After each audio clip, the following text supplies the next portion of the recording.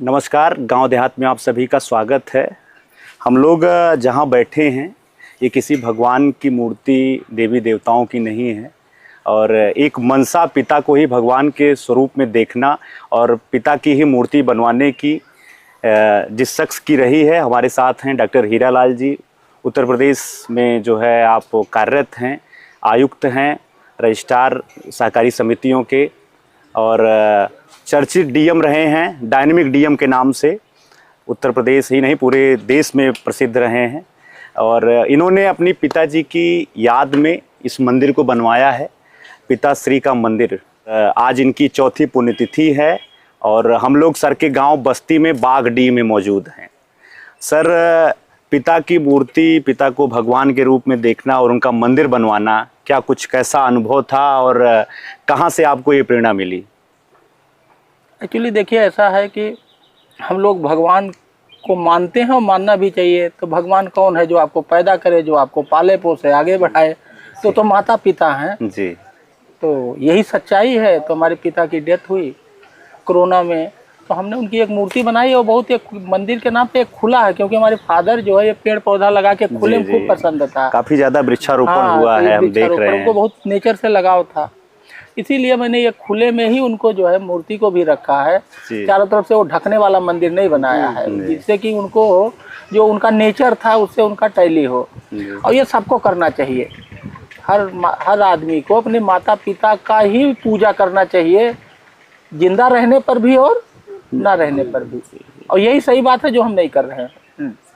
Sir, बस्ती के एक छोटे से गांव से आप निकले, कलेक्टर बने और उस जनपद के कलेक्टर रहे जहां पे बहुत सारे अभाव थे। वहां पे आपने जो है जल संसाधन को लेकर बड़ा काम किया। उसके बाद आपको एक नाम मिल गया, डायनेमिक डीएम। एक किताब भी आपके ऊपर लिखी गई, हमेशा चर्चा में वो किताब भी रहती है। कभी सबसे ज़्यादा बिकने वाली किताब, कभी बहुत सारे जो नए जो है आईएएस आईपीएस निकल रहे हैं, वहाँ से उस किताब को पढ़कर उनको प्रेरणा मिलती आई है। कैसा लगता है आपको? क्या कुछ नहीं, वो किताब एक्चुअली जो है ना, वो केस स्टडी है। जो भी सामाजिक समस्याएं हैं उसका क्या सामाजिक समाधान है, पब्लिक पार्टिसिपेटरी सामाजिक जो समस्या है उसका वो समाधान है। तो जो पढ़ता है तो उसको अच्छा लगता है, क्योंकि वो बड़ा सरल और सहज भाषा में लिखा है और प्रैक्टिकल चीज़ है। आदमी को प्रैक्टिकल चीज़ वैसे भी अच्छा लगता है, तो इसीलिए वो पॉपुलर है। अच्छा, अपने गाँव के बारे में कुछ ऐसी यादें आपको जो आप आज के दिन साझा करना चाहते हैं? हमारे गांव में तो यहीं पीछे जो है बाग था, 7-8 बाग थे, सब कट गए। 5-6 ताल पोखरे थे, सब नहीं है।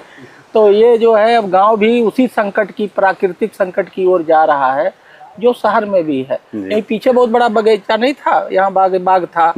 ऐसे बहुत सारे बाग थे। मतलब मैंने बचपने में बाग में बहुत आम वाम खाए हैं, जैसे होता था, आंधी आती थी और सारे बगीचे गायब हैं।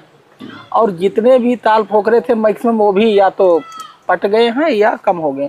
ये किसी के लिए अच्छा नहीं है, चाहे वो गांव हो चाहे देहात हो। संदेश क्या आप देना चाहते हैं? संदेश तो यही है कि जो ताल पोखरे हैं उन पर उनकी रक्षा, रिस्पेक्ट किया जाए। और अगर नहीं है तो आप जैसे हमारे खेत के बीचों बीच देखिए एक तालाब है, ठीक है।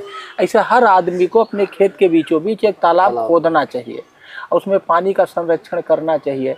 और जैसे हमारे फादर ने ये सब बगीचे लगाए हैं, ऐसे हर व्यक्ति को मेड़ पे पेड़ लगाना चाहिए। क्या ऐसे कोई नुकसान तो है नहीं, ये सब मेड़ पे ही पेड़ लगे हैं, यूकेलिप्टस के, सागौन के हैं। तो इसमें तो कोई नुकसान नहीं है। तो ये दो एग्जाम, मतलब ये हमारे फादर ने 2 एग्जाम्पल क्रिएट किया कि अपने खेत के बीचों बीच तालाब बनाइए और पेड़ पे मतलब मेड़ पे पेड़ लगाइए। तो ये संदेश है।